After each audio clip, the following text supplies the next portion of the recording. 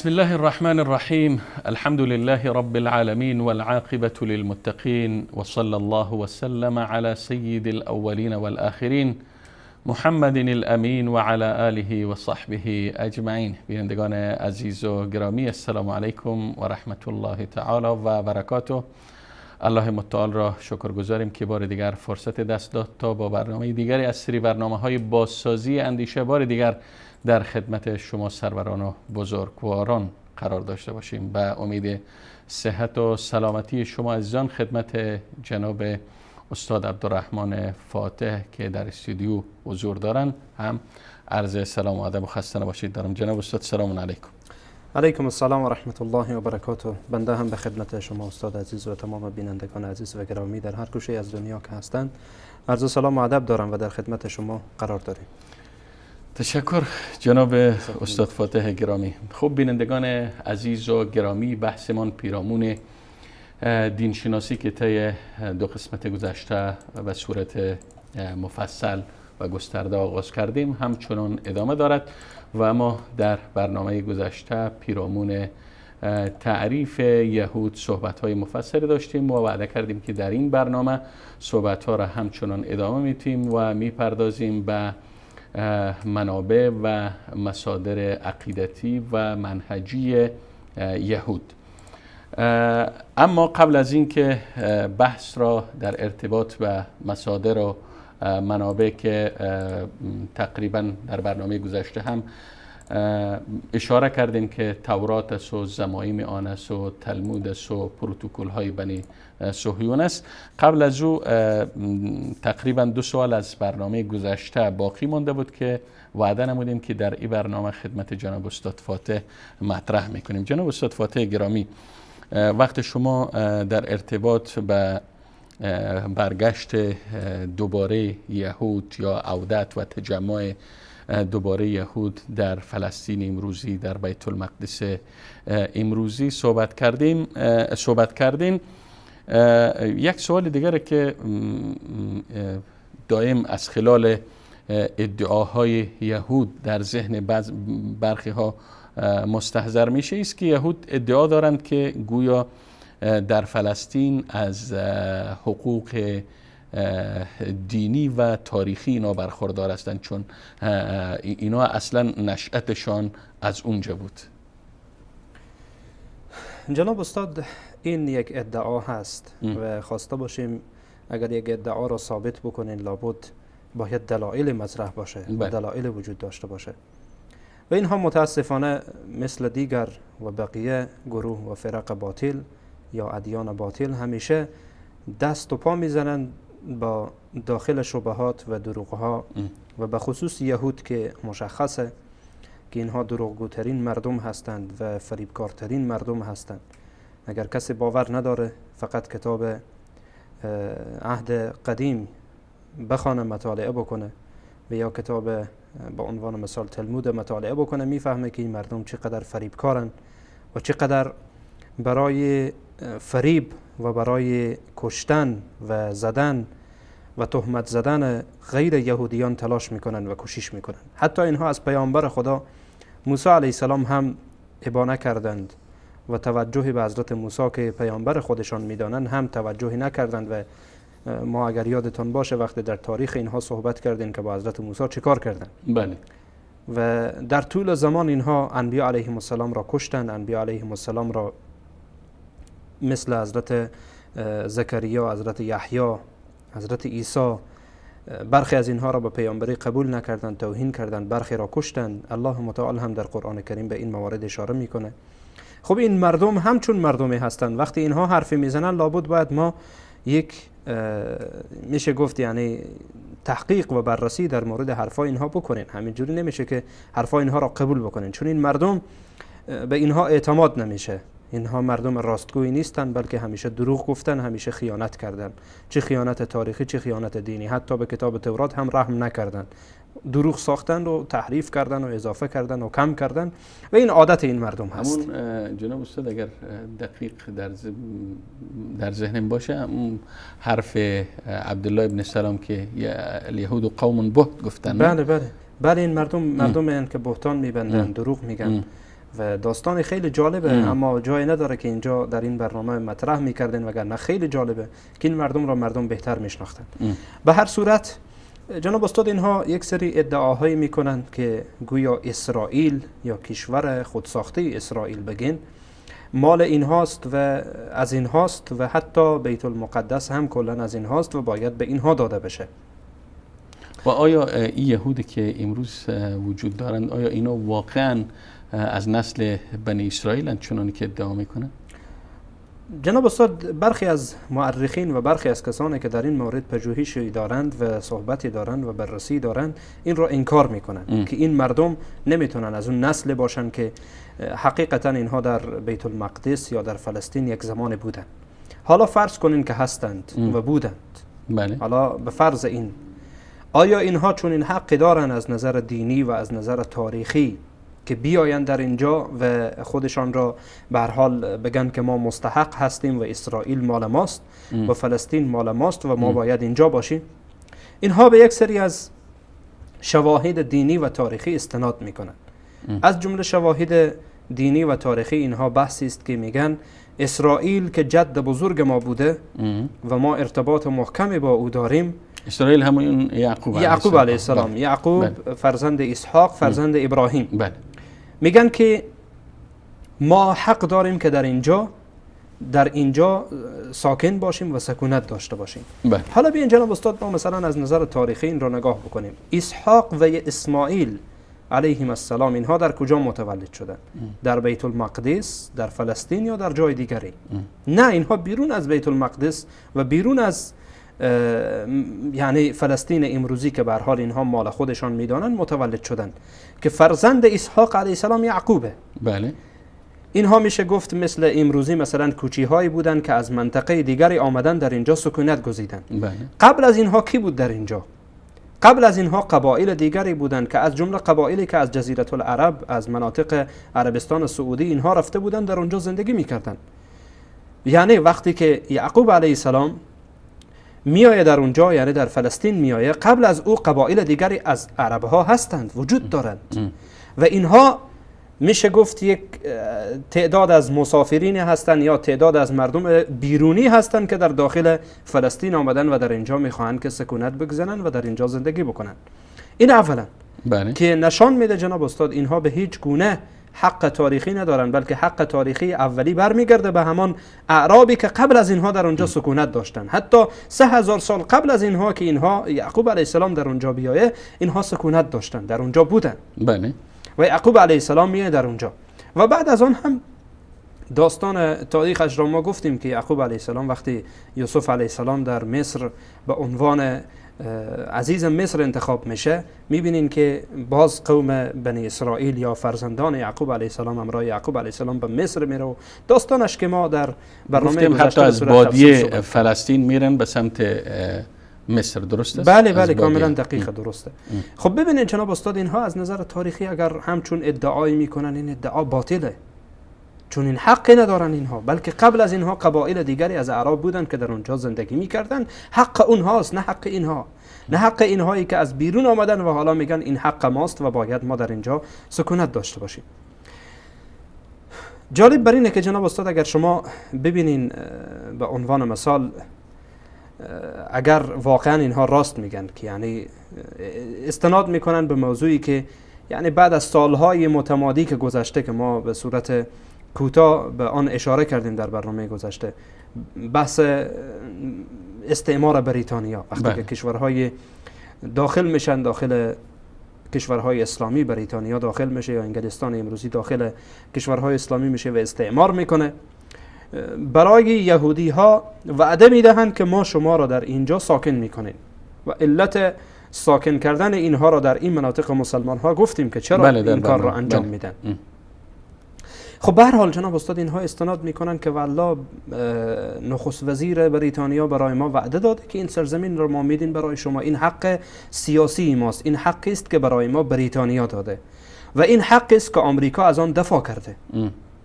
یکی از استدلال هایی که میکنن همین جناب استاد، میگن بریتانیا اون وقت این کشورها تحت استعمارش بوده برای ما داده، شما اصلا که میگه بحث دینی هم که نباشه بحث تاریخی را هم که بگذارین در همین چند وقت بر بگردیم میبینین که بریتانیا این را داده برای ما این سرزمین را، آمریکا هم به رسمیت شناخته، شما چیکار هستین که میگین این مال شما نیست و شما نمیتونین در اینجا زندگی بکنین؟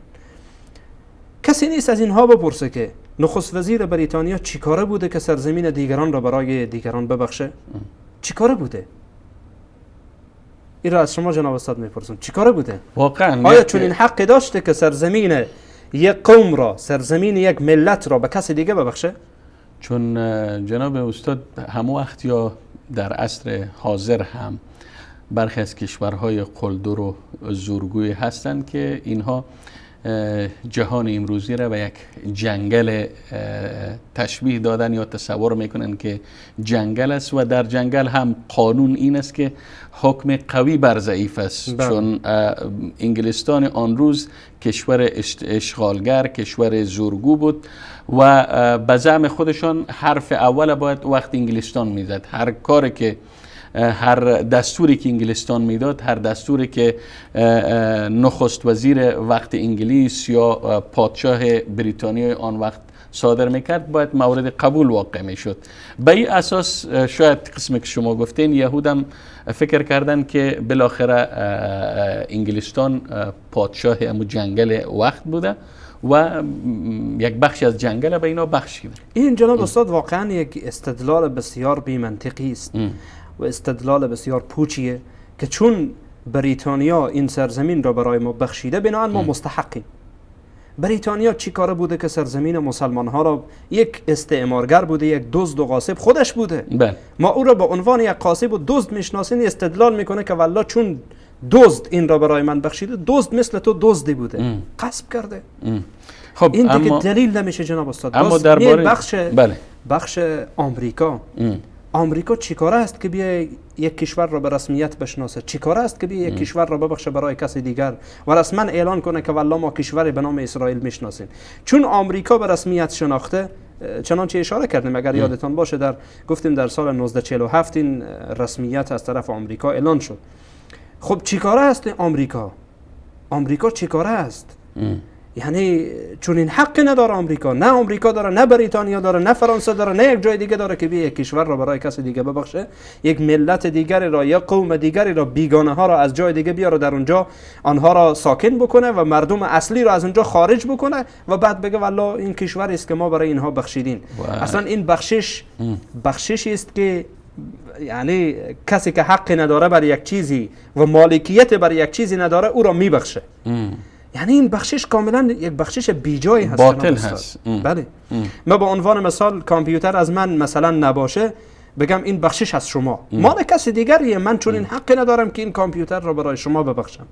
و سرزمین مال مسلمان هاست، آمریکا چون این حق نداره و بریتانیا هم چون این حق نداره و هیچ کسی دیگر چون این حق نداره. شما شاید بگین که حق ندارن، اما نظر به قوانین بین المللی که باز هم ساخت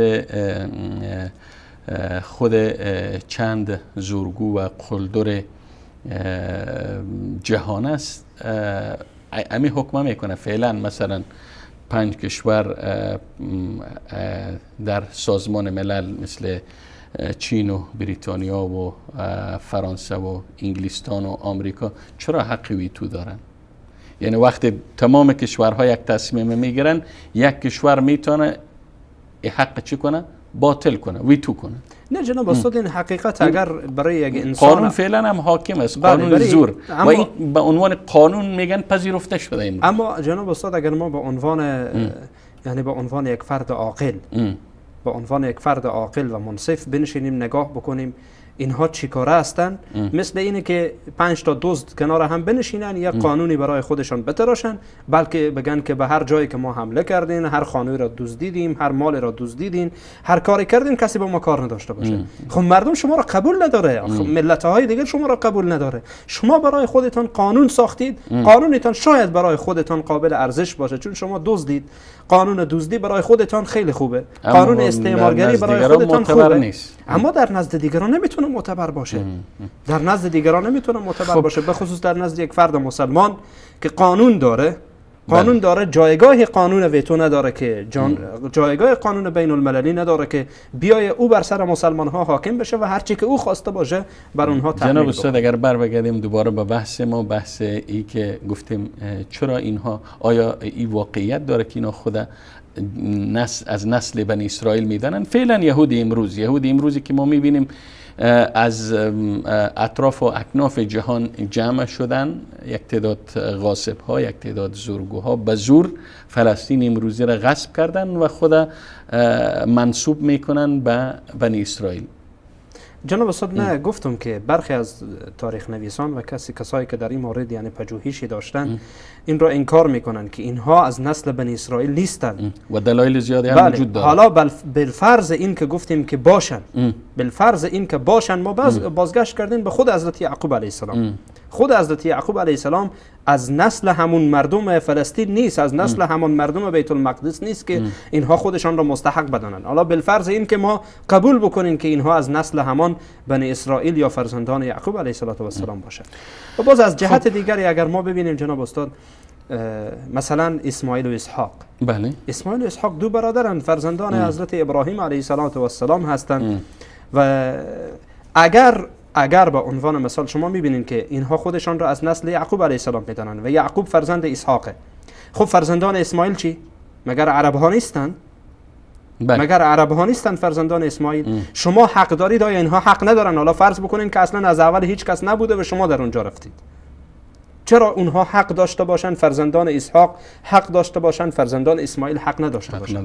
این واقعا جناب استاد از هر جهتی که خواسته باشیم این موضوع رو بررسی بکنین، به هیچ عنوان اینها چون این حقی ندارن و واقعا یک دزدی هست، یک غصب هست که باید آن را قبول کرد. خب تشکر استاد گرامی که یک فرصت بود تا دو سوالی که در برنامه گذشته وعده کردیم که دوباره مطرح میکنیم او را مطرح کردیم. پس برمیگردیم به موضوع اصلی ما، موضوع مورد بحث در این قسمت از سری برنامه‌های بازسازی اندیشه که البته مصادر و منابع یهود است. البته هر دین، وقتی ما میگیم دین اسلام منبعش چیست، مصدر اصلی قانونگذاری یا تشریع در اسلام چیست، واضح است. قرآن و سنت رسول الله صلی الله علیه و آله که دو مرجع اصلی است که بعدا مراجع دیگر فرعی هم داریم. خب حالا یهود که به عنوان یک دین است، یهودیت بگیم، عقیده و منهج خود از چی کتاب میگیرن؟ چی منابع دارن؟ چی مصادر دارن؟ جناب استاد سوال شما میتونه دو جز داشته باشه. یک جز مسئله عقیده هست، یک جز مسئله منهج است.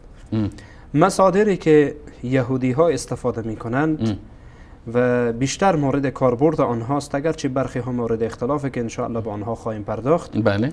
میشه گفت که در 3 بخش آن را خلاصه کرد. یک بخش تورات هست یا به تعبیر دیگر بگن عهد قدیم. بله. عهد قدیم، چون کتاب مقدسی که امروزی در دسترس قرار داره متشکل از 2 بخش است. یک بخش عهد قدیم هست، یک بخش عهد جدید هست. ما عهد جدید رو حرف نداریم چون در بخش نصرانیت داخل میشه و بعدا در مورد آنها خواهیم پرداخت. اما در بخش یهودیت عهد قدیمه یا تورات و ملحقات تورات و آنچه که مربوط به تورات میشه. بله. این یک بخش است که بخش عقیدتی هست. بله.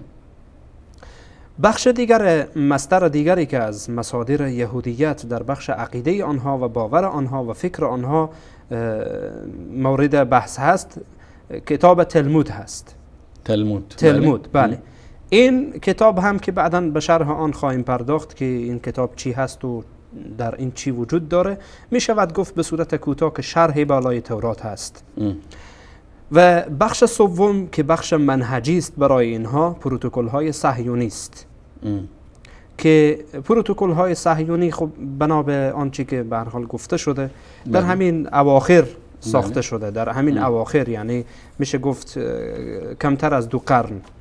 خب به هر صورت که انشاءالله ما به شرح پروتکل ها هم اگر الله متعال به ما توفیق بده خواهیم پرداخت به صورت تفصیل.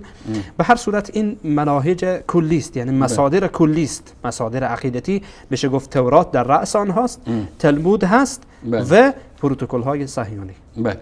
خب جناب استاد اگر ما شروع کنیم از عهد قدیم که همون تورات گفتیم، تورات و البته ملحقات اون، اگر از تورات شروع کنیم که تورات از نگاه لغت بگیم و همچنین به اصطلاح خود یهودها و حتی به اصطلاح مسلمان ها بر چه کتاب اطلاق میشه؟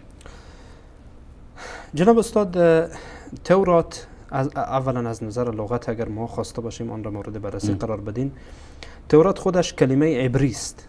کلمه عبری است. عبری یکی از لغات هست و یکی از زبان هاست، مثل زبان عربی، فارسی، انگلیسی و به هر ترتیب زبان عبری که امروز در فلسطین اشغالی رایج است. بله در اسرائیل فعلی مثلا امروز همون چیزی که دولت غصبی اسرائیل صحبت میشه. خب به هر صورت این زبان عبری است. ولی اگر خواسته باشیم این را ترجمه بکنیم، تورات به معنای قانون و شریعت، یعنی ترجمه تحت اللفظی تورات به معنای قانون و شریعت میتونه باشه. قانون و شریعت. بله. و اگر خواسته باشیم از نظر اصطلاحی این کتاب را تعریف بکنیم، تعاریف مختلفی در نزد فرق و ادیان مختلف می داشته باشه. مثلا از نظر یهود اگر خواسته باشیم ما آن را تعریف کنیم، به 5 سفر از اسفار تورات، 5 سفر از اسفار اولی عهد قدیم که منسوب میشه به حضرت موسی علیه السلام، به این تورات میگویند. و بقیه ملحقاتش هست یا آنچه که به آن مربوط میشه، به تورات مربوط میشه. و نصرانی ها به صورت کلی تمام عهد قدیم را که چی تورات یعنی اسفار 5گانه و بقیه اسفاری که در تورات وجود داره به آن عهد قدیم میگویند. به آن تورات میگن. به کل عهد قدیم نصرانی ها تورات میگویند. و مسلمان ها هم تعریفی که از تورات میکنن میگن تورات همان کتابی است که الله متعال سبحانه و تعالی به عنوان نور و به عنوان هدایت برای موسی علیه السلام و قوم بنی اسرائیل فرستاده. اما این که این توراتی که امروز وجود داره همان چیز هست، این بحث جدایی هست. ما میخوایم در اصل موضوع صحبت بکنیم، یعنی اصل تورات، آنچه که امروز وجود داره ما در موردش فعلا حرفی نداریم. اصل تورات عقیده ما مسلمان ها است که کتابی است از جانب الله سبحانه و تعالی به موسی علیه السلام داده شده که برای بنی اسرائیل قانون هست و هدایت است و نور هست. این تعریف کوتاه میتونه از نظر لغوی و از نظر اصطلاحی در باب کتاب تورات یا عهد قدیم باشه. تشکر استاد. شما بحث کلمه سفر چند بار یا اسفار را هم ذکر کردین. میشه اگر ایران توضیح بدین که سفر چیست و خود تورات متشکل از چند بخش است؟ جناب استاد، سفر وقتی که ما میگین عبارت از بخش‌های تورات یا ابواب تورات هست. بخش. بله. یعنی میشه گفت که مثلا اگر خواسته باشیم ذهن بیننده ها بیشتر توجه پیدا بکنه و بهتر بتونن درک بکنن، ما وقت سفر میگین مثل این است که یعنی تشبیه، این تشبیه واقعا تشبیه نیست که تشبیه واقعی باشه که واقعا ما خواسته باشیم تورات را با قرآن، تورات امروزی را با قرآن تشبیه بکنیم، ولی به خاطر اینکه بیننده بفهمه، متوجه بشه، میتونین ما مثلا سفر را تشبیه بکنیم به سوره مثل که ما میگین سوره بقره، سوره آل عمران، سوره نساء، سوره مائده، میتونین بگین سفر فلان سفر فلان سفر فلان. این یعنی میتونه سفر باشه. یا به تعبیر برخیان میگن مثل احزابی که در قرآن کریم، حزب اول، حزب دوم، حزب سوم که در قرآن کریم تقسیم شده، ولی به خاطر اینکه بیننده بهتر متوجه بشه هم موضوع سوره را بگیره که سفر مثل همان سوره است، تقریبا مثل همان سوره است. و این بخشهای هر سفر میتونه که حقیقتا مثل رکوع باشه، مثل رکوعی که مثلا در قرآن کریم هست. مثلا در یک سوره رکوع اول، رکوع دوم، رکوع سوم، به همین ترتیب باز اجزا میبینین رکوع اول، رکوع دوم، رکوع سوم داره. باز فقراتی که در هر یعنی میشه در هر فصل یا در هر فصلی که تحت این باب وجود داره، میتونه مثلا فقرات را ما با آیات قرآن کریم تشبیه بکنیم. فقرات را به آیات قرآن کریم تشبیه اما بکنیم. اصحاح چی است که میگن صفر رو باز اصحاح فکر کنیم؟ اصحاح همون بخشایی که گفتیم مثل رکوع، مثل رکوعی که مثلا ما در قرآن کریم داریم، رکوع اول، رکوع دوم، رکوع سوم. اصحاح عبارت از این است. بله. باز فقرات در تحت اصحاح هست. تحت اصحاح یعنی میشه گفت که اول صفر هست، بعد اصحاح هست، بعد فقرات هست که هر کدام از اینها از خود تقسیماتی داره. خب به هر صورت جناب استاد اگر ما خواسته باشیم به بخش‌های تورات اشاره بکنیم. بله، شما گفتین 5 صفر و این 5 صفر از چی بحث میکنه؟ بله، اولا جناب استاد این خب گفتیم در نزد یهودی ها به 5 صفر اول عهد قدیم تورات میگویند. بله. ولی اگر خواسته باشیم به صورت کلی در باب چی از نظر یهودی ها چی از نظر نصرانی ها به صورت کلی صحبت بکنیم، عهد قدیم را بیایم مورد بررسی قرار بدین، فرق میکنه جناب استاد نظر به نسخه هایی که از تورات وجود داره فرق میکنه. یعنی نسخه متعددی وجود داره؟ بله، نسخه متعددی وجود داره.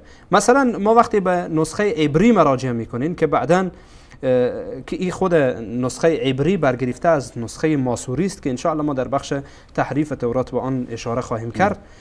این نسخه عبری که برگرفته از نسخه ماسوری است، این در نزد یهودی ها و نصاراهایی که نصارا خب میفهمید که باز اینها سه بخش میشن، کاتولیک میشن. حال شما باز نسخه ناسوری ماسوری بمیم باید این اصطلاحات توضیح بدین که جناب استاد ما در بخش تحریف به اینها خواهیم پرداخت. حالا فقط میخواین بخشای تورات را به صورت کوتاه اشاره بکنین، چون اینها باز برای ما کمک میکنه، این نسخه ها برای ما کمک میکنه که در بحث تحریف به اینها اشاره بکنین که چرا یک کتاب از جانب الله فرستاده شده باشه دارای بخشای مختلف یک اختلاف به وجود میاد. یکی میگه چند سوره، یکی میگه مثلا چند سوره، اختلافاتی که در این میگه 66 و یکی میگه 73 و درست. جناب استاد نسخه عبری که گفتیم برگرفته از نسخه ماسوری است، این در نزد یهودی ها و یکی از فرق نصرانی ها که پروتستان ها هستند مورد اعتباره. این نسخه عبری که دارای 39 صفر هست. یعنی این کتاب مقدسی که نزد ما هست جناب استاد، این کتاب مقدس 39 صفر داره. این در نزد یهودی ها یعنی بخش اولش، منظورم بخش اولش هست.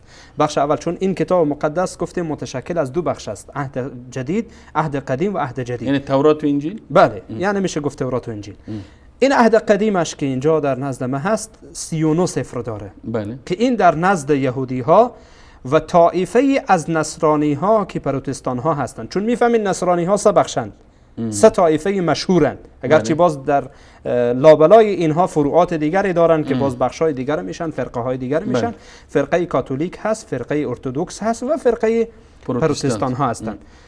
این نسخه عبری که گفتیم برگرفته از نسخه ماسوری است، اینها در این نسخه در نزد یهودی ها و پروتستان ها که فرقه از نصرانی هاست مورد اعتباره و این دارای 39 صفر هست. یعنی اینکه 34 صفر آن ملحقات که تورات هست و 5 صفر آن جزء تورات هست، یعنی همان چیزی که نسبت میدن به حضرت موسی علیه السلام که صفر تکوین یا پیدایش هست، صفر خروج هست، صفر لاویان هست، صفر اعداد هست و صفر تثنیه. این 5 صفر حقیقتا تورات اصلی است. تورات اصلی است که میگن توسط خود حضرت موسی نوشته شده و به الله متعال به حضرت موسی فرستاده.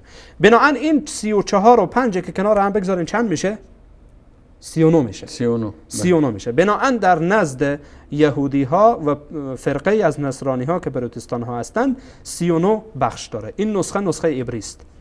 نسخه دیگری وجود داره که نسخه یونانی است و این نسخه یونانی در نزد ارتدوکس ها و در نزد کاتولیک ها مورد اعتباره. این نسخه دارای 46 صفر هست. نسخه یونانی. بله، نسخه یونانی 46 دارای 46 صفر هست. یعنی اینکه 41 صفر آن ملحقات تورات هست. بله.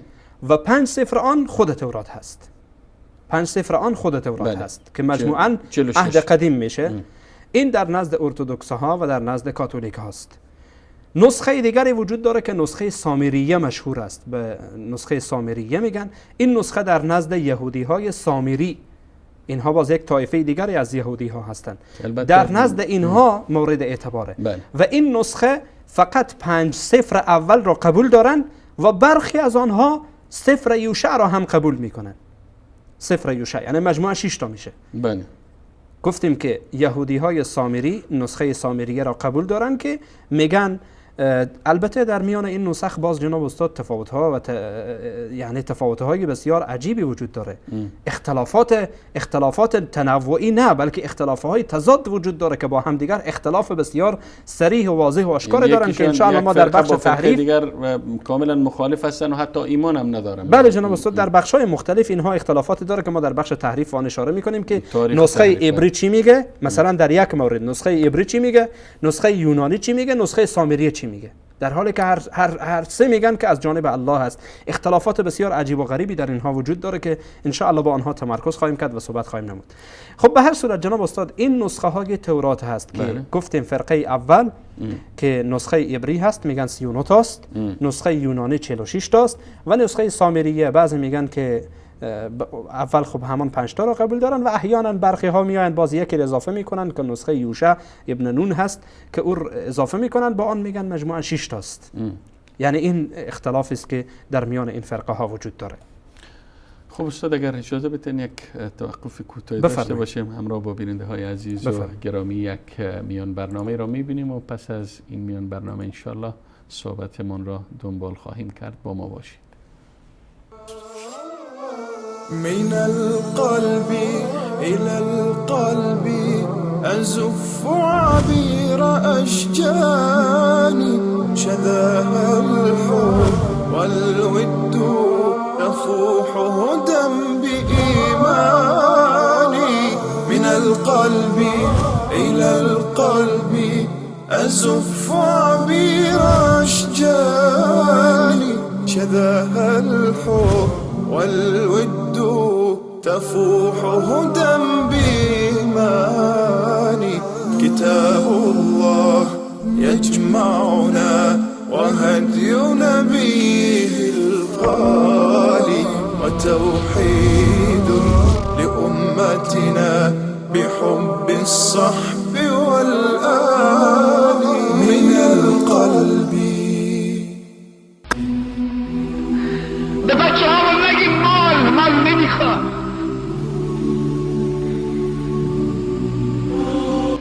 تظاهرات اخیر برادرها و خواهرای یمانی در یمن 1,500,000 نفر زن و مرد یمانی در خیابان ریختن با نقاب خواهراشون و همه اسلحه به دست.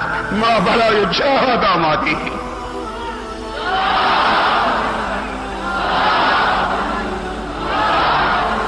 در جنوب آفریقا تا 10 روز پیش یا 7 روز پیش 7,000 نفر برای آمدن به فلسطین ثبت نام کرده بودند. در زاهدان عزیزمون، در کشور عزیزمون، در تمام نقاط دنیا. اسرائیل گفت 24 ساعت فلسطینی ها دست از این کار بکشن وگرنه تمام همون چیزی که کرملین به چچن ها گفت در رمضان گذشته، گفت تا فلان تاریخ اگر که تسلیم نشن به اندازه تخم چچنی من نیرو میفرستم. هنوز چچنی ها دارن می جنگن، ولی ما مسلمان ها چقدر عاطفه داریم.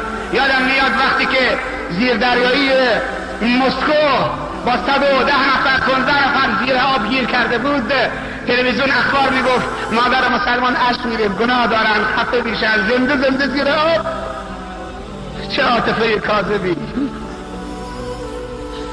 خواهر مسلمان گلی میکنه 110 نفر زنده زیر آب خفه بشن. وقتی شکم خواهر چچنی رو پاره کردن، این همه آواره کردن، عاطفه کجا بود؟ میدونی مسلمان ها ترحمشون به چه اندازه است؟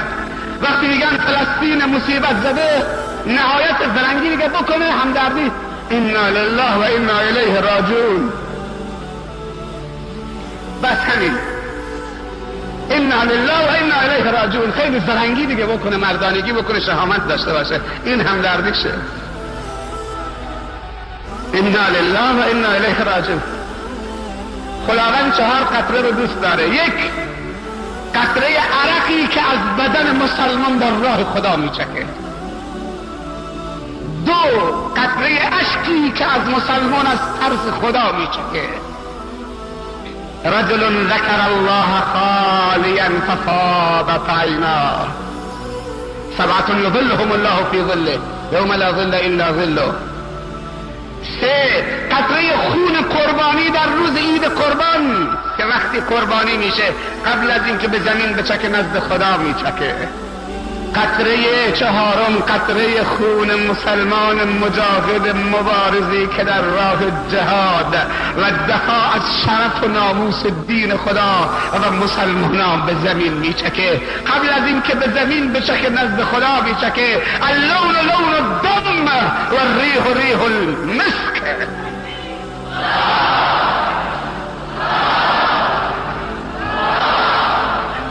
رنگ خونه اما بوی مشکه. شهید در راه خدا نه غسل داره، نه کفن داره، نه نماز داره، دفن میشه چون که نیاز نداره. برادر و خواهران زنده باشید، این اخلاق در خودمون پرورش بدید. شیخ شهید شیخ محمد ضیایی رحمت الله علیه همیشه این جمله رو میگفت 80% از مسلمانان به خیرن. میگفت قدس شریف و سرهنگ و جنرال و سرباز وظیفه تهجد خوان اون آزار میکنه.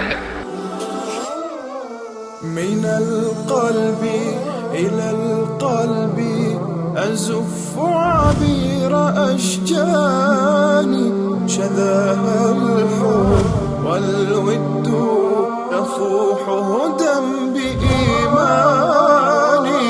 من القلب إلى القلب أزف عبير أشجاني شذاها الحب والود تفوح هدى بإيماني. كتاب الله يجمعنا وهدي نبيه الغالي وتوحيد لأمتنا بحب الصحب والآل. من القلب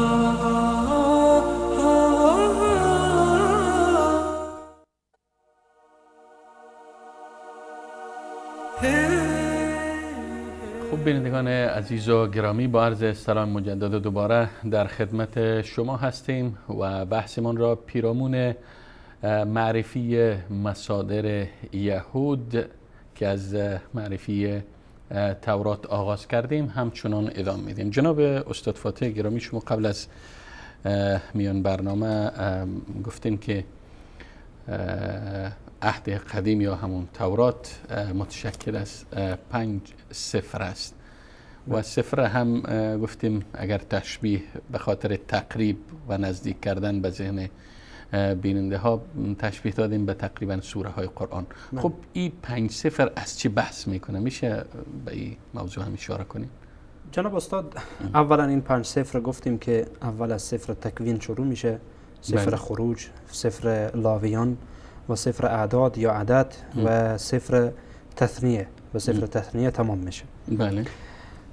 هر کدام از اینها میشه گفت برخی ها متداخلند با هم بحث‌های بله. اونها. بله. ولی اگر خواسته باشیم به صورت کلی به هر کدام اشاره بکنیم، مثلا بله. سفر تکوین بله. یا سفر پیدایش که متشکل از 50 بخش است، 50 بخش داره، و یا همان اصحاح بگین 50 بخش داره، و این سفر پیرامون خلقت آسمان ها و زمین و خلقت آدم علیه السلام و همچنین صحبت میکنه از انبیاء علیهم السلام، صحبت های میکنه تا زمان یوسف علیه السلام. تا زمان یوسف علیه السلام این بخش از تورات، یعنی بخش سفر پیدایش که با آن سفر تکوین هم میگویند، صحبت میکنه و گفتیم دارای چند بخش؟ 50 بخش هست. بله. سفر خروج دارای 40 بخش است، یعنی سفر بعدی آن دارای 40 بخشه و این سفر پیرامون خروج بنی اسرائیل صحبت میکنه، یعنی بعد از فوت یوسف علیه السلام که چگونه اینها از مصر خارج میشن و آنچه بعد از خروج اینها اتفاق میفته که همراه موسی علیه السلام هستند و چه اتفاقاتی بر این مردم رونما میشه. این سفر یعنی سفر خروج در این مورد صحبت هایی داره. سفر بعدی سفر لاویان هست. سفر لاویان دارای 27 بخش هست و چرا لاویان میگن؟ به خاطر که نسبت داده میشه این سفر به سوی لاوی ابن یعقوب علیه السلام که فرزند یعقوب علیه السلام هست به نام لاوی، که موسی و هارون هم از اولاد همین لاوی هستند و این سفر حقیقتا میشه گفت متضمن مسائلی که بیشتر به این نسل و به این مردم و به این قوم مربوط میشه. بله. و برخی از شعائر دینی را هم برای اینها تشریح میکنه در این بخش، یعنی بخش سفر لاویان. بله. سفر چهارم که از اسفار تورات هست سفر اعداد هست یا سفر عدد هست. این سفر پیرامون سکانه که بنی اسرائیل صحبت میکنه، به خصوص اینکه بعد از خروجشان از مصر که چی اتفاقاتی میفته، مثلا راهی که در میان مصر و در میان سرزمین موعود به تعبیر آنها اتفاق میفته، پیرامون این موضوعات صحبت میکنه. حتی گاهی به تعداد بنی اسرائیل هم اشاراتی میشه، به همین واسطه به آن سفر عدد یا سفر اعداد میگویند. بله. که دارای 36 بخش است. سفر اخیر سفر تثنیه هست. سفر تثنیه دارای 34 باب هست و در این بعضی از شرائع و بعضی از اوامر و نواهی تکرار میشه، که یعنی در بخشای گذشته هم احیانا موجوده و در این تکرار میشه و احیانا بحثای جدیدی در آن وجود داره. و این سفر که گفتیم دارای 34 بخش است، مثلا بخش 34م این با وفات حضرت موسی علیه السلام تمام میشه. جالب بر اینه که جناب استاد وقتی شما سفر تثنیه یعنی باب 34م که آخرین بابش هست یا آخرین بخشش هست وقتی میخوانین تعجب میکنین. اونجا مثلا در فقره 7 و 8 میاد در مورد حضرت موسی، وفات حضرت موسی صحبت میکنه که حضرت موسی فوت کرد و بعد میگه که جالب بر اینه که میگه 120 سال عمر کرد و هنوز چشمایش میدید و این متنیه که بنده اشاره میکنم. میگه فوت کرد و چشمهایش هنوز میدید و مردم 30 روز تمام برایش عزاداری کردن در منطقه. اینها جالبه، یعنی بعد از این که حضرت موسی میگن که تورات رو حضرت موسی خودش با دست خود نوشته. خود چگونه ممکنه که حضرت موسی خودش با دست خود بنویسه و بعد بگه بعد از حضرت موسی 30 روز عزاداری کردن و 120 سال عمر کرد؟ یعنی چیزی که البته جناب استاد به این اسفار که شما اسفار پنجگانه که اشاره کردین و گفتین عهد قدیم است و تورات است، چیزایی است که تحریف شده که البته ما در بخش وقتی در بحث تحریف تورات صحبت میکنیم به این مسائل به صورت شاید مشرح ان شاء الله. فقط خواست کنم که به صورت یعنی کوتاه و فشرده یک اشاره بکنیم، چون بخش 34م خوبه که بینندگان عزیزی که کتاب مقدس دارن برن بخوانن که تا متوجه بشن. از یک جهت این نسبت داده میشه که حضرت موسی با دست خود نوشته و از یک جهت این حرف واقعا یعنی خوشبختانه خیلی از این مسائل در کتاب مقدس موجوده. خوشبختانه جناب استاد هنوز البته ما در ابتدای صحبت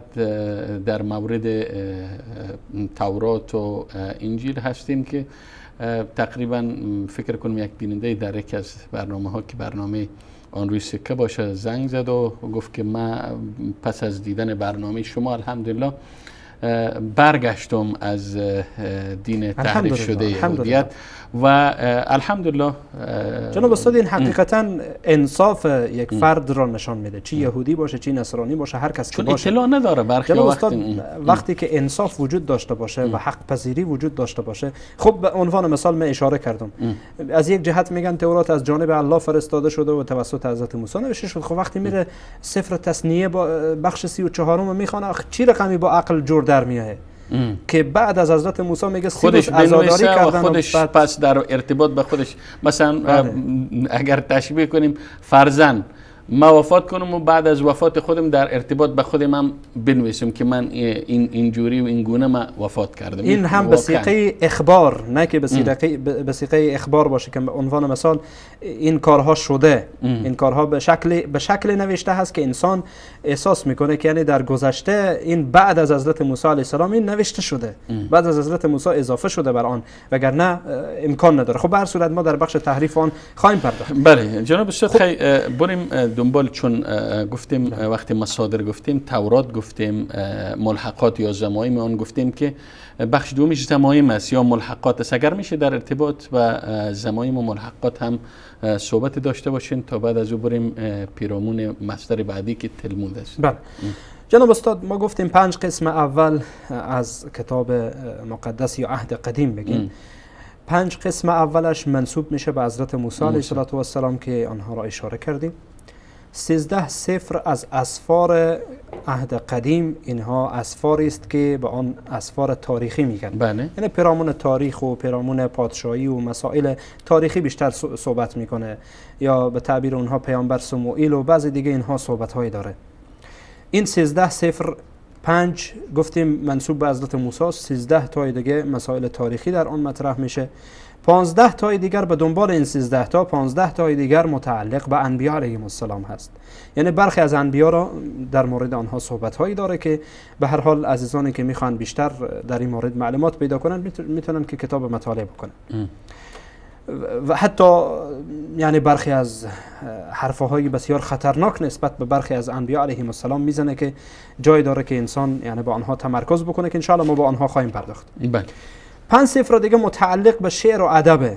بله. یعنی ادبیات را و بعضی از حکمت ها را میشه گفت که در مورد آنها صحبت میکنه. یعنی بعد از 15 سفری که در مورد انبیا هست، 5 سفر دیگه متعلق میشه به شعر و ادب و حکمت و این مسائل. خب 5 سفر دیگه از این اسفار، ببخشید سفر دیگه از این اسفار، یک سفر دیگه که باقی میمانه که به آن مزامیر داوود میگن، بیشتر دعا هست و در آن ادعیه وجود داره و این منسوب است به حضرت داوود علیه السلام.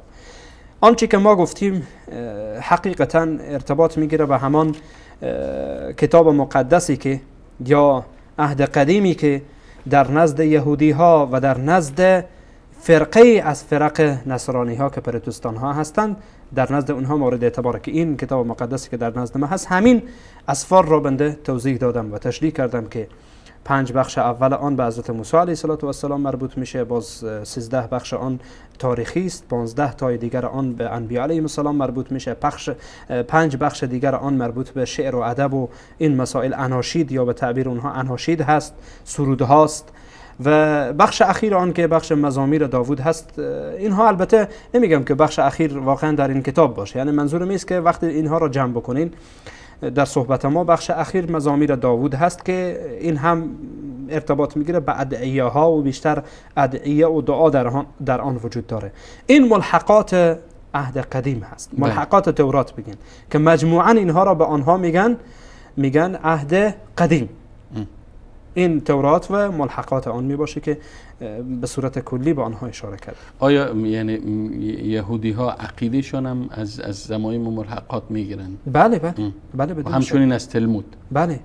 خب میریم روی تلمود که مصدر بعدی دین یهودیت است.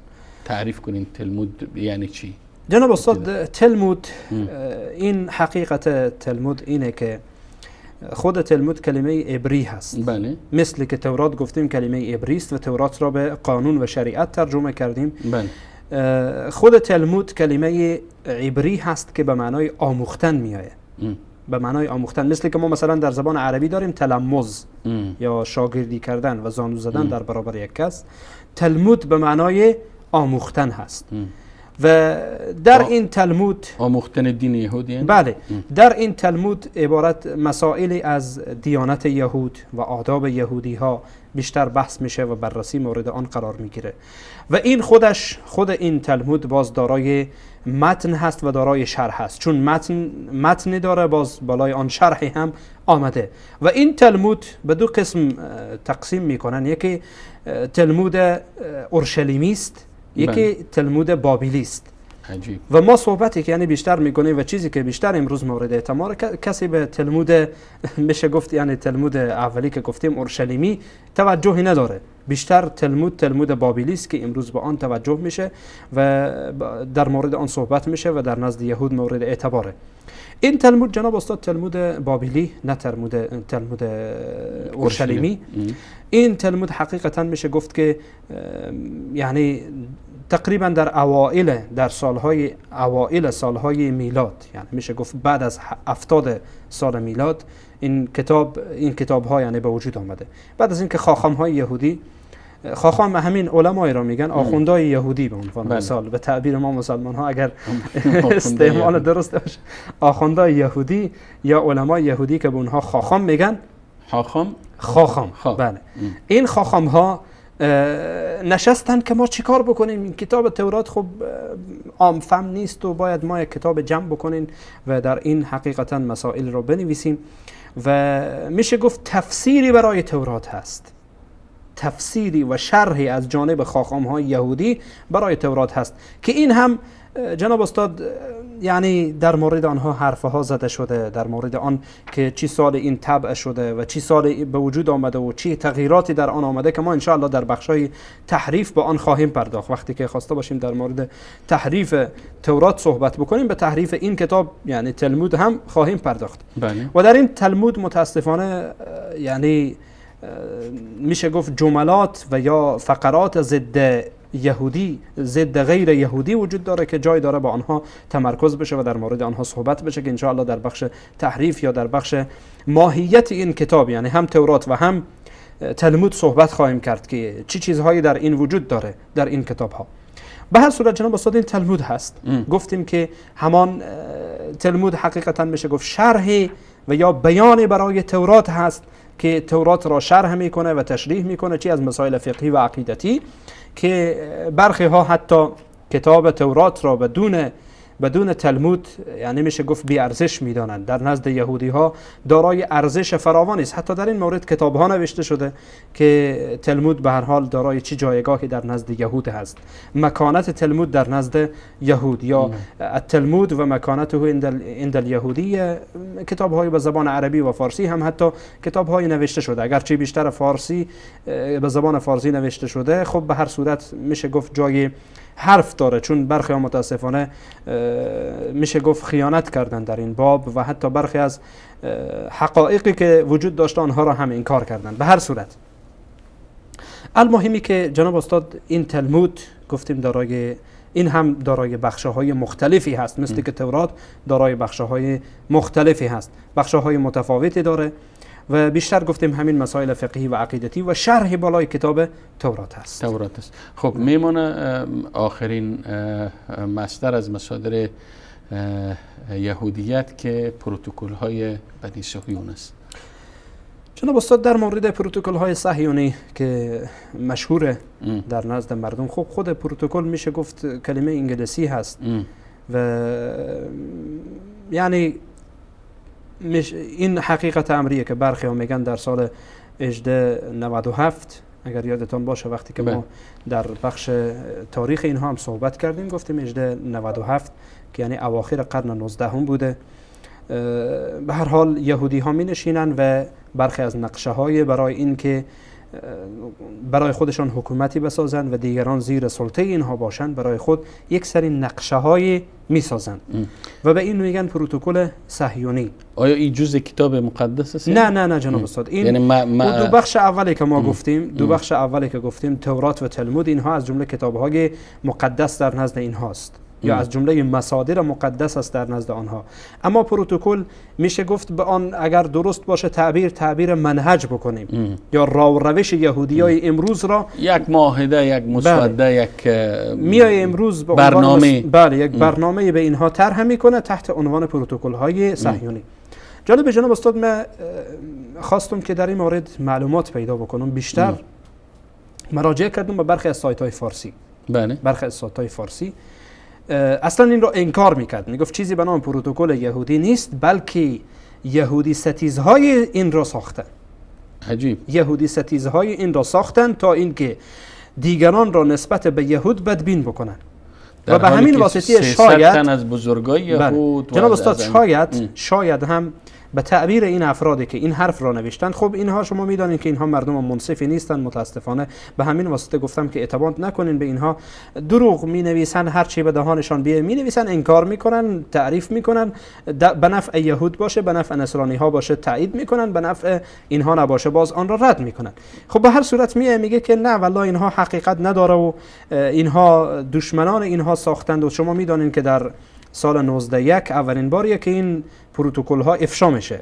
یعنی این پروتکل در سال 1897، یعنی اواخر قرن 19. بله. قرن 19 ایره گفتین تقریبا 300 تا از رهبران یهود در شهر بال سوئیس خب جناب استاد اگر چی جمع میشن و یک به اصطلاح یک نقشه است برای تسلط و برای سیطره جهان بر جهان. جناب استاد حقیقت امریه که هرگاهی که دستورات یا میشه گفت نقشه های دشمنان افشا میشه این کار میکنن. وقتی که برنامه 50 ساله سنی زدایی که ساخته شده این هم افشا میشه این کار میکنن، قبول نمیکنن. ولی ما جناب استاد به پیامدهای این نقشه ها میبینیم.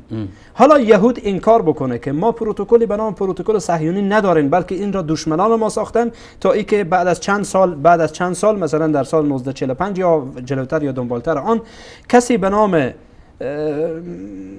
اون فرد که یهودی ها را میکشت نامش هتلر پیدا بشه، از بس که یهودی ستیزی شده هتلر پیدا میشه اینها را میکشه.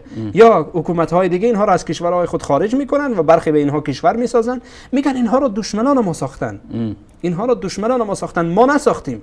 ما همچون چیزی به نام پروتکل صهیونی نداریم. حالا جناب استاد بیاین فرض بکنیم که همین پروتکل دروغ هست.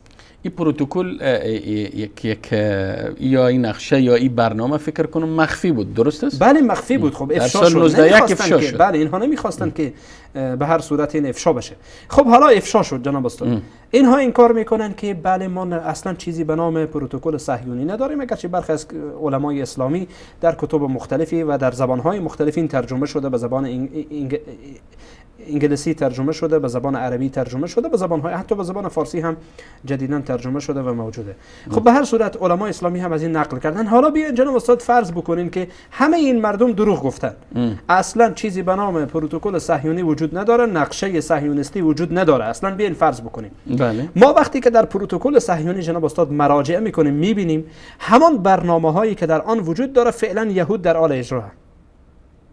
حالا فرض بکنیم که اصلا این پروتکل وجود نداشته. همین نقشه ها یا اسناد یکی به یک عملی میکنه. بله عملی میشه، در حال عمل شدنه. مثل همان برنامه 50 ساله سنی زدایی که بنده اشاره کردم. فعلا میبینیم که در ایران، در مثلا در سوریه، مثلا حتی در یمن و در بقیه کشورهای اسلامی در عراق، موجوده. در لبنان، در افغانستان، مثلا در پاکستان، در همه کشورها، در همه اینها وجود داره. حالا اینکه انکار بکنن که اصلا برنامه 50 ساله سنی زدایی ما نداریم. حالا یهود هم انکار بکنه، فرض بکنیم انکار، اصلا ما هم انکار کردیم، اصلا چیزی وجود نداره. خب ما وقتی که این نقشه های شما را میخوانیم، نقشه هایی که حقیقتا برای تسلط شما در جهانه، میخواین که تسلط نظامی و تسلط فکری، حالا بگذارین تسلط فکری خب بگذارین، یهودی های قدر به توجه ندارن، بیشتر تسلط نظامی بالای کشورهای دیگر داشته باشین، خب موجوده. امروز میبینیم، ما با وضاحت کامل میبینیم که توسط کمک آمریکا و کمک انگلیس و کمک کشورهای دیگر که شما حقیقتا به اونها تکیه زدین، میبینین که امروز همان برنامه ها در حال اجراه. حالا اگر که فرض هم بکنیم که گفتیم این برنامه اقتصادی توجه دارن که باید تمام اقتصاد جهان در دست اینا باشه. واضح هم میبینیم مثلا از یکی از نقشه هایی که اینها ساخته بودن مسئله برپایی یک کشور بود و به این رسیدن در سال 1897 اینها این کار را کردن، یعنی پروتکل نوشته شده و به هر حال جمع‌آوری شده. میبینیم 20 سال بعدش، یعنی در سال 1917 نخست وزیر بریتانیا به اینها وعده میده، در سال 1947 میبینین که رسمی میشه، در سال 1948 کلا تمام میشه و کشور به اینها به دست اینها قرار میگیره و بقیه برنامه هایی که اینها حقیقتا در این پروتکل وجود داره. عزیزانی که میخوان اطلاع پیدا بکنن برن بخونن ببینن که امروز اسرائیل، کشور غصب شده اسرائیل، فعلا همین برنامه ها و نقشه ها را در حال اجرا هست یا نیست. این معما حل بشه. تشکر جناب استاد فاتح گرامی. البته به مصادر مهم دین یهودیت که تورات و ملحقات آن و تلمود و پروتکل های بنی صهیون بود به صورت کلی، البته نه به صورت تفصیلی اشاره کردین. اگر باز هم اجازه بدین که ما یک میان برنامه ای را همراه با بیننده های عزیز و گرامی میبینیم و پس از این میان برنامه انشاءالله باز هم تلفن های برنامه زیرنویس خواهد شد و شما عزیزان می توانید در ارتباط به موضوع مورد بحث هر صحبتی که دارین، هر سوالی که دارین مطرح کنین. برنامه می بینیم و بعدش انشاءالله باز هم در خدمت شما خواهیم بود. من القلب إلى القلب أزف عبير أشجاني شذاها الحب والود يفوح هدى بإيماني. من القلب إلى القلب أزف عبير أشجاني شذاها الحب والود تفوح هدى بإيماني. كتاب الله يجمعنا وهدي نبيه الغالي وتوحيد لأمتنا بحب الصحب والآل. من القلب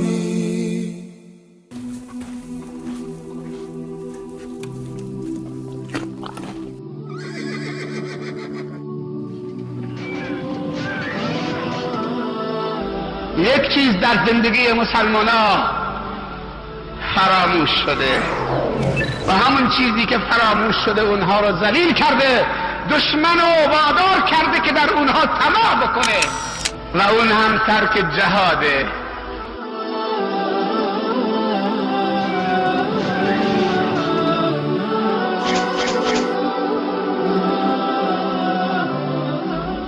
ذروت سنام الاسلام، بلندترین قله اسلام در حدیث وارد شده که جهاده. زمانی که مسلمانان جهاد از فرهنگشون در آوردن، زمانی که مسلمانان دل به دنیا بستن و بزدل و جبان و ترسو شدن و خونشون از دین خدا و امت محمد صلی الله علیه وسلم با ارزشتر شد و بخیلی به خونشون کردن و مالشون و اولادشان و جوانانشان، امروز مشتی انجاف، مشتی قرده و خنازیر، کسانی که مسخ شده هستند و وطنی نداشتن و آواره دنیا بودند، امروز اینطوری امت اسلام و ذلیل و خوار کرده. 3 میلیون 1 میلیارد و ذلیل و خوار کرده. چون ما جهاد و کنار گذاشتیم، اصلا از فرهنگ جهاد صحبتی نمیشه.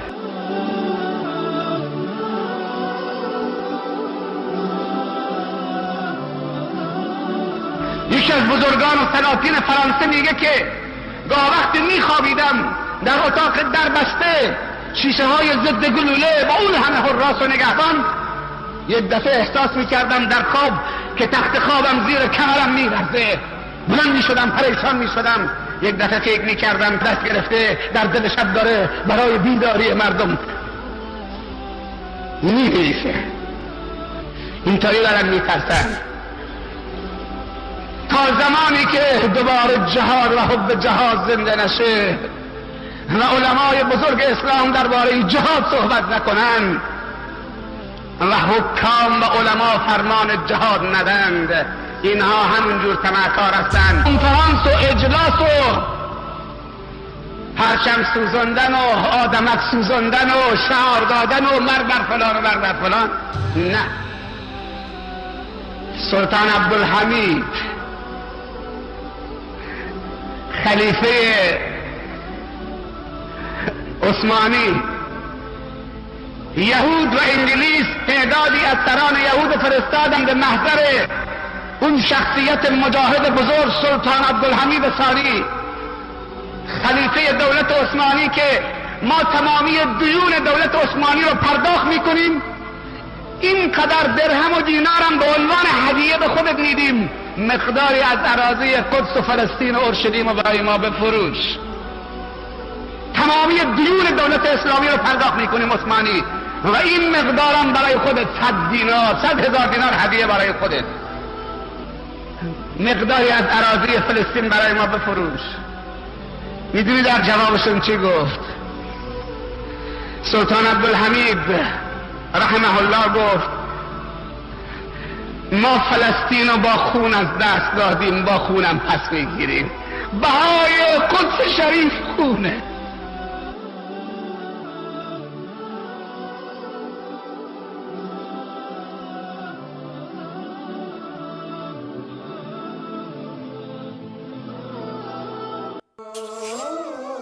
من القلب إلى القلب أزف عبير أشجاني، شذاها الحب والود يفوح هدى بإيماني. من القلب إلى القلب أزف عبير أشجاني، شذاها الحب والود تفوح هدى بإيماني. كتاب الله يجمعنا وهدي نبيه الغالي، وتوحيد لأمتنا بحب الصحب والآل. من القلب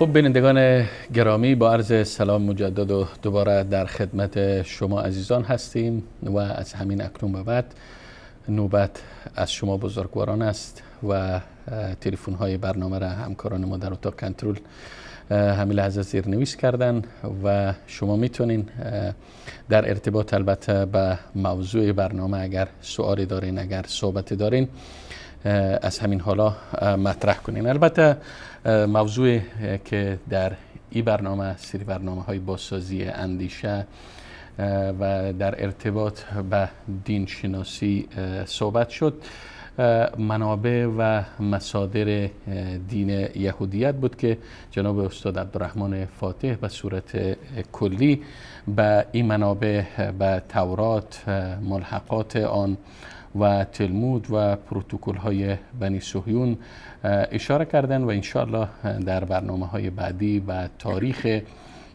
این منابع و همچنین به تحریفاتی که در این منابع صورت گرفته اشارات خواهیم داشت. شما میتونید در ارتباط به صحبتی که در برنامه شد اگر صحبت دارین مطرح کنین و بار دیگر در ابتدای هر برنامه یاد دهانی میکنیم از باب و ذکر فإن الذکر تنفع المؤمنین که شما عزیزان وقت تماس برقرار میشه مستقیما از طریق گوشی تلفن با ما در تماس باشین و صحبتتان مطرح بکنین. البته خوشبختانه چنانکه که در خلال برنامه هم اشاره شد هدف از طرح همچو قضایا بیدارگری و روشنگری و مطلع کردن جوانان مسلمان و همچنین آنانی که در دام یهودیت و در دام نصرانیت و دینهای تحریف شده افتادن اطلاع دهی و اطلاع رسانی با آنهاست تا به حقایق ای ادیان پی ببرند و به تحریفاتی که در این دینها صورت گرفته پی ببرند تا دوباره به صراط مستقیم رهنمون شوند. خب من اولین تماس میگیرم. السلام علیکم. سلام علیکم. و علیکم السلام و رحمت الله تعالی و برکاته. بیننده گرامی بفرمایید از کجا صحبت میکنید؟ بخیر باشید. ما از افغانستان صحبت میکنیم. شما رو زحمت دادیم استاد. سلامت باشین. نظر خود ارتباط برنامه شما بفرمایید بیننده گرامی. استاد گرامی ما میخوایم میره براتون بگویم همین که استاد فاتح فرمودن که مثلا یهودیت یک برنامه داره که میخواد تطبیق کنه و یا تشیع برنامه جور کرده که تطبیق میکنه. بله. چرا ما اهل سنت غافل هستیم؟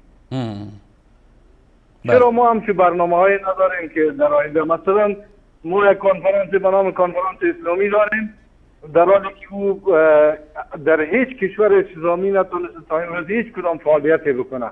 ما یک مشکلی که برای ما خلق میشه عوض از اینکه خداوند میفرماید که شما به قرآن و سنت رجوع کنیم ما میریم به طرف ناتو، میریم به طرف امریکا. مثلا در افغانستان مشکل انتخابات شد عوض از اینکه علمای دین بشینن فیصله بکنن ما رفتیم از جان کری را آوردیم که بیا برای ما رئیس جمهور تعیین بکن.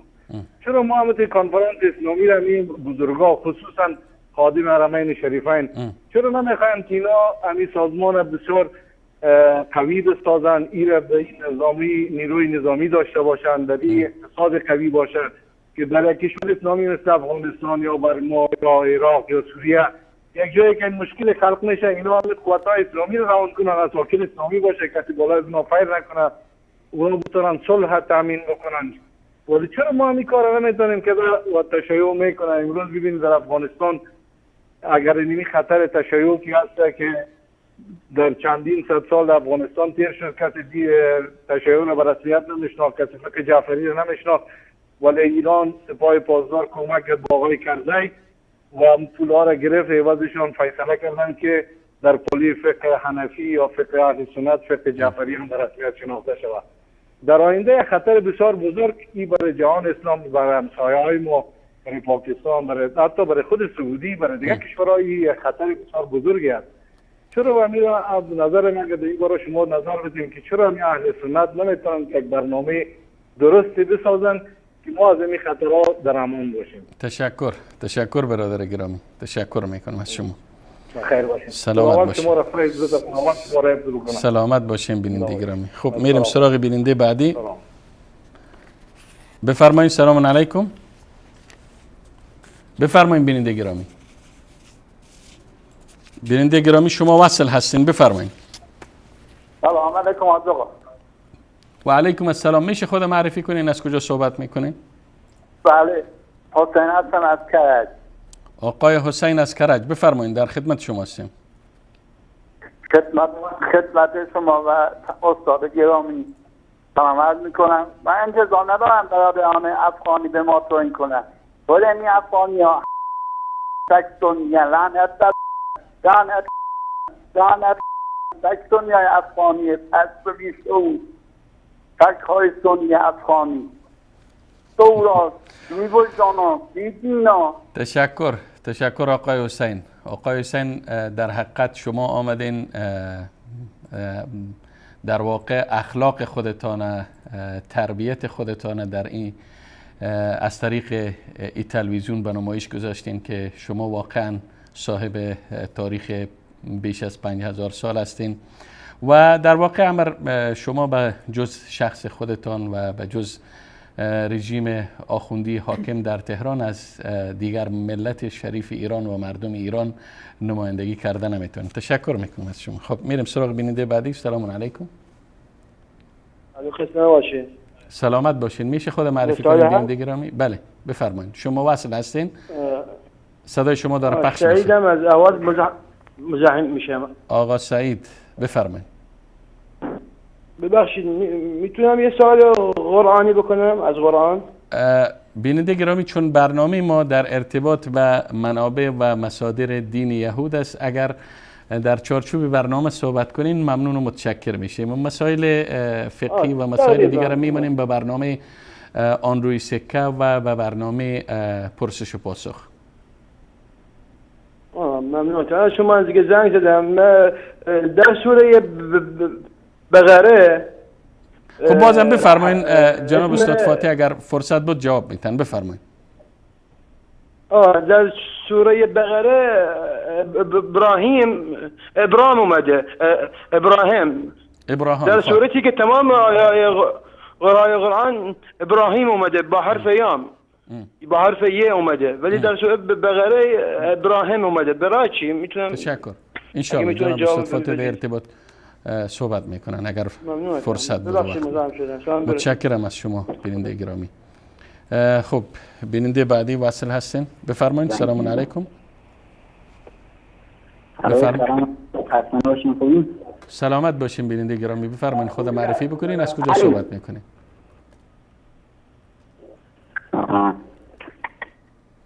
بیننده گرامی شما واصل هستین، از طریق گوشی تلفن با ما در ارتباط باشین. خب قطع شد. بار دیگر متذکر میشیم که بیننده های عزیز وقت تماس برقرار میشه تلاش کنین از طریق گوشی تلفن با ما در ارتباط باشین و صدای گیرنده یا تلویزیونتان به صورت کامل ببندین. خب میریم سراغ بیننده بعدی. سلام علیکم. بفرمایید. الو سلام علیکم. و علیکم السلام و رحمت الله و برکاته. خود میشه معرفی بکنین از کجا صحبت میکنین؟ من از اهواز زنگ میزنم. بفرمایید برادر گرامی. میشه که صدایتان بلند کنین؟ بعضی وقتا من یه سوال داشتم. سوالتان انشاءالله که در ارتباط با موضوع برنامه باشه. خب فکر کنم که تماس با این بیننده هم قطع شد و بار دیگر متذکر میشیم که بیننده‌های گرامی وقت تماس برقرار میشه مستقیما خود معرفی بکنن و وارد بحث شوند تا وقت تلف نشه و احیانا تماس ها هم قطع میشه. خب بیننده بعدی را میگیریم. سلام علیکم. خب فکر کنم که مشکل فنی داریم. خب فکر کنم هستن بیننده. بفرمایید. سلام علیکم. علیکم السلام. جناب سلامتین. لطف پروردگار میشه خود معرفی بکنین؟ اندک صدایتان هم بلند کنین. بفرمایید. بیننده گرامی بفرمایید از طریق گوشی تلفن با ما در تماس باشین، صدای گیرنده تان رو ببندین. سلام علیکم. بفرمایید. خب مثل که تماس با ای بیننده هم قطع شد. میریم سراغ بیننده بعدی و بار دیگر عیب نیست که هر بار تذکر بتونم که وقت تماس برقرار میشه مستقیما بیننده عزیز وارد بحث شن. سلام علیکم بیننده گرامی. بفرمایید. الو سلام علیکم. و علیکم السلام. میشه خود معرفی بکنین؟ من از خوزستان متهم. خب آقای گرامی بفرمایید، در خدمت شما هستیم، صحبت کنین. خواهش میکنم. من خواستم سوال بکنم که عربستان سعودی موقعی که اومد روی کار، آقای گرامی، آقای عزیز، آقای گرامی ما قبلا هم این که عربستان و نمیفهم چی و گفتیم وارد بحث این بحث ما مصادر و منابع یهود است، در ارتباط به تورات، در ارتباط به تلمود، در ارتباط به ملحقات یا در ارتباط به پروتکل های بنی اسرائیل، هر چی گفتنی دارین در خدمت شما هستیم. بفرمایید. باشه چشم. یه لحظه اجازه بدید. چشم. من اجازه دارم بفرمایید. عرض کردم آره هم درباره همون کلا آل سعود که اصلیتشون یهودیان خواستم بپرسم صحتش چطوری. متشکرم. ایره میتونین شما از آقای از برنامه‌های رافیزی و از برنامه‌های آخوندهای ایران بپرسین. میرم سراغ بیننده بعدی. سلام علیکم. بفرمایید. بفرمایید بیننده گرامی، شما وصل هستین. بفرمایید. سلام علیکم. سلام عرض دارم به خدمت شما جناب استاد سیغل. و علیکم السلام و رحمت الله و برکاته. میشه خود معرفی کنین بیننده گرامی؟ من محمد موسی هستم، از ایران برخط شدم. بفرمایید آقای محمد موسی، در خدمت شما هستم.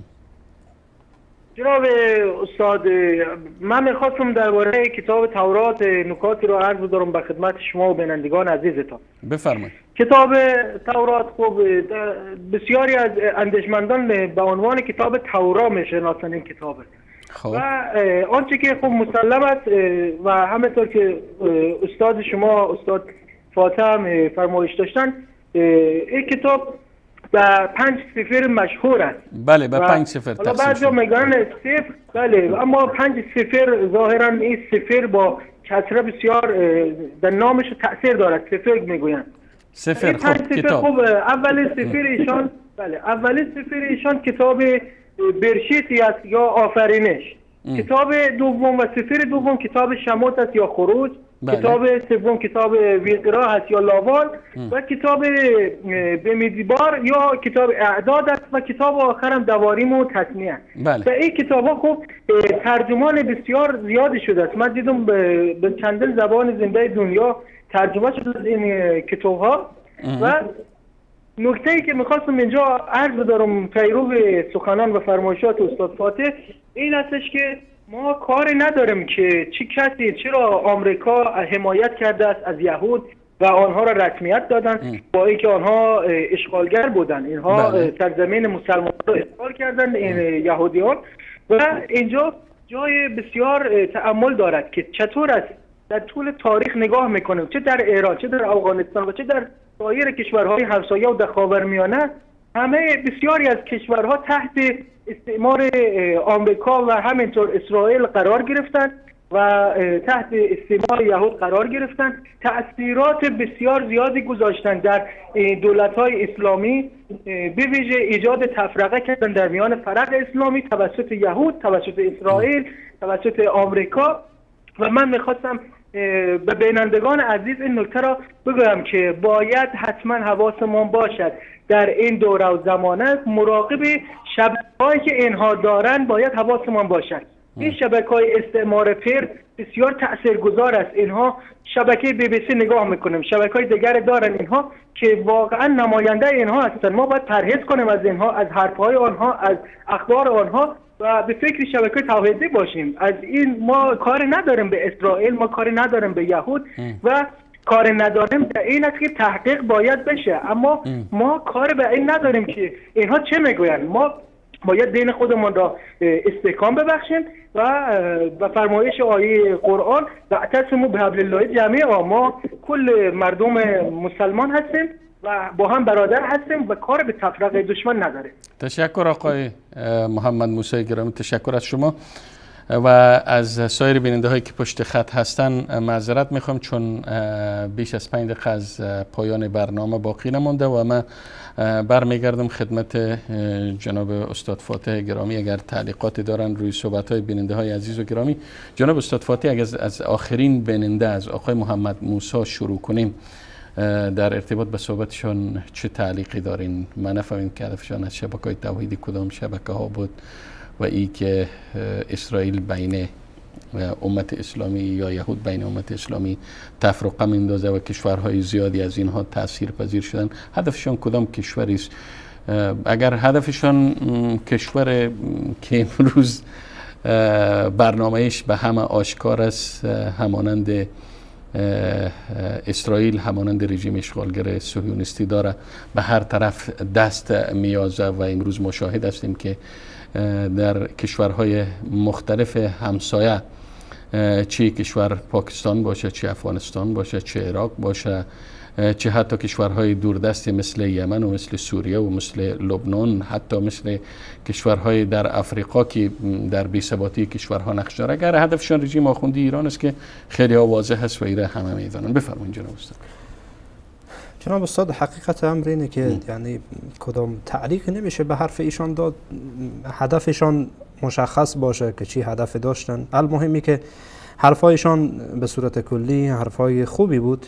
راست میگن بعد مسلمان ها کمی آشنایی خودشان را بیشتر بکنن نسبت به مسائل اعتقادی و نسبت به مسائل فکری و عقیدتیشان و انسجام و وحدت خودشان را مسلمان ها حفظ بکنن، تا اینکه در دام این برنامه هایی که از طرف یهود و از طرف غیر مسلمان ها بر مسلمان ها تحمیل میشه و احیانا بر سر مسلمان ها اجرا میشه و مسلمان آن را اجرا میکنه، اجرا کننده که برنامه غیر مسلمان خود مسلمان میتونه باشه یا میشه، این مسلمان ها به این مسائل باید توجه داشته باشن و توجه جدید داشته باشن، نشه که خدای نکرده به دام این افراد و به دام این مردم بیفتن.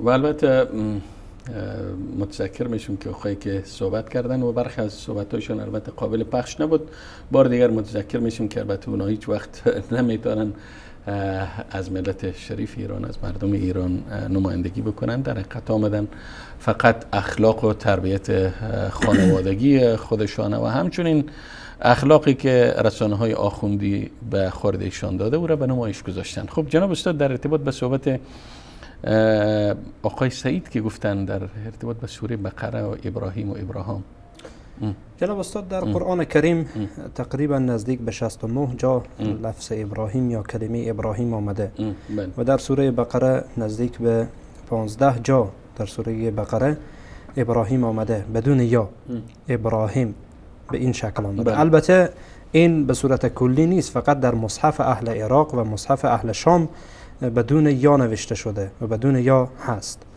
اما در مصحف اهل مکه و اهل مدینه ابراهیم با یا نوشته شده، فرق نمیکنه. فقط این اختلاف لهجات که در بین مصاحف یا با یا بدون یا. البته در این مورد هم در میان علما اختلاف نظر وجود داره که علمایی که یعنی در بخش قرائات عالمند و میفهمند و آشنا هستند که آیا جواز داره ما یایی را مثلا مثل اینجا حذف کنین، در یک مصحف باشه و در یک مصحف نباشه. این بخش تخصصیه که ارتباط میگیره به قرائات،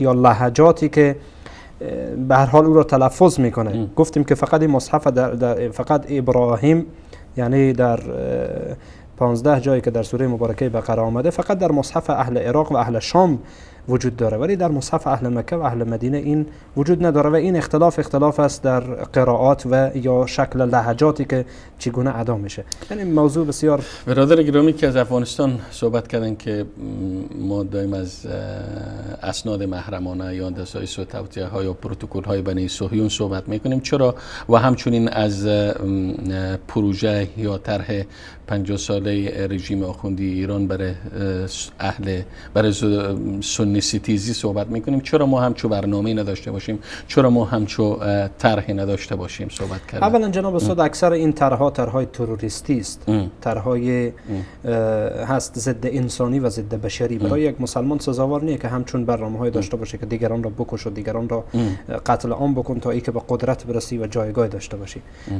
اگر این هم که طرح تروریستی نباشه، متاسفانه این میشه گفت از جهت دشمنان برای ما اجازه نمیدن. برخی ها میگن، همیشه میگن چرا شما دشمن میگید، خودتان کاری نمی کنید.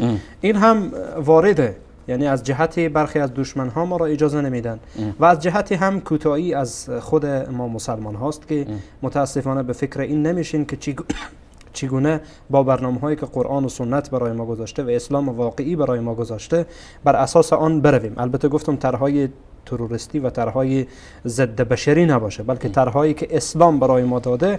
میتونه که یک مسلمان به هر حال بنشینه، چند تا جوان بنشینن و با هر حال جوانانی که خودشان آشنا هستند به دین و میفهمند و افراد آگاه بنشینن و طرحهای برای نجات امت اسلامی داشته باشه. تشکر. اما در ارتباط به صحبتشون که گفتن که چرا مثلا سازمان همکاری اسلامی به عنوان یک سازمان فعال احیا نمیشه و همچنین از تشکیل ائتلاف نظامی صحبت کردن که البته ما داشتیم بیش از یک سال پیش یک ائتلاف نظامی اسلامی ضد تروریسم از طریق سازمان همکاری اسلامی تشکیل شد و کشورهایی چون رژیم آخوندی ایران هستند که هیچگاه نمیخوان که یک سازمان چون اینا خودشان دست پرورده یهود هستند، دست پرورده آمریکا هستند و اینکه در ظاهر شعار ضد آمریکایی میتن این نقشه ها و این حیله ها و این مکاری های رژیم آخوندی را عده زیادی از مسلمان ها پی بردن. اینها در میان سازمان همکاری اسلامی در بطن جهان اسلام چون رژیم اشغالگر اسرائیل بذر شدن و کاشته شدن، اینا نمیگذارن که سازمان همکاری اسلامی و کشورهای اسلامی یک ائتلاف نظامی و یک قوت فعال در سطح جهان تشکیل بدن و بتانن که از منافع جهان اسلام دفاع کنن، چون همون قسمی که اشاره شد هستند دستهایی که به نام اسلام و زیر چتر اسلام چون رژیم آخوندی ایران علیه کشورهای اسلامی و علیه برنامه‌های اسلامی کار میکنن و این برنامه ها را از هم میپاشن. خب برنامه این هفته بازسازی اندیشه در همین لحظات و در همین دقایق به پایان رسید و امیدوارم که تا برنامه دیگر باز هم در خدمت شما باشیم و موضوعی که انشاءالله در برنامه آینده بازسازی اندیشه پیرامون آن صحبت خواهد شد، پیرامون تاریخ منابع و مصادر یهود و همچنین تعریفاتی که در تورات صورت گرفته خواهد بود. تا آن دم و لحظه همه شما عزیزان و سروران را به پناه الله یکتای بی همتا می سپارم و السلام علیکم و رحمت الله تعالی و برکاته.